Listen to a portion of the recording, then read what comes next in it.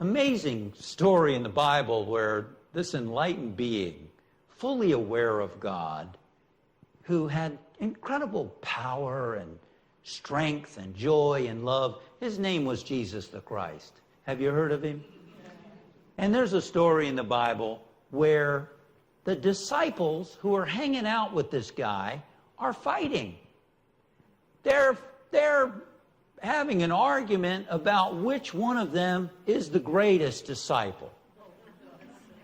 I know, isn't it amazing? You thought your workplace was bad. They're fighting over which one of us is the greatest. And you know what he says to them? He says, the greatest among you is one who serves. One who serves.